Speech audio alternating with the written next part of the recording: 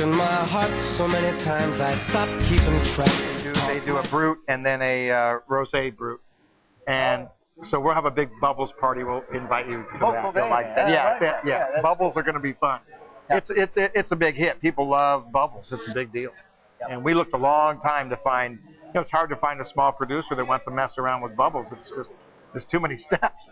Yeah, I've made sparkling wine a couple of times in my kind of now long career. Is that right? Well, it may not be right, but it's true. So, well, make some for us. Maybe you can help us make one on a private label, Cellars of Sonoma. We'll work on that. I'm kind of retired from.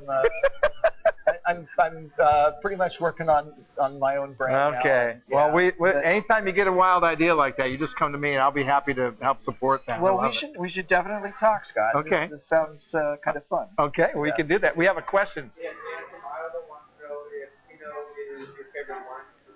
Okay, so the question is directed at you. It's from Dan in Iowa. Okay, welcome, Dan. And is Pinot the favorite wine for you to produce? That's a loaded question. Well, not really. This is something I do get asked from time to time. I bet. And there's two answers. The first answer is the favorite wine for me to produce is my wife's favorite, whatever that happens to be at the time. You're so smart. Yeah. She is watching right now. Yeah, I don't know. She's doing taxes right now. So. Oh, sorry. But, poor thing. But basically, Pinot and Chardonnay are the twin jewels of Burgundy. Mm-hmm. And you can't really, in my mind, make one without the other. Right. And here's the reason why. Pinot Noir is just maddening to make. You pull your hair out, and then it has to grow back in, when it's not harvest. And Chardonnay is kind of like a blanc canvas. It's kind of a little bit like silly putty in a way. And it's very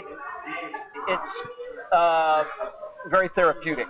Right. So to me, you kind of have to have one and the other at the same time. So I like, the twin jewels of Burgundy is what I like going. Well, there's a lot of details that you have to do in Pinot Noir that you're not really necessarily doing in any other varietal. Yep. I mean, it's really a delicate grape. I mean, it's finicky, right? I mean, it's got a mind of its own.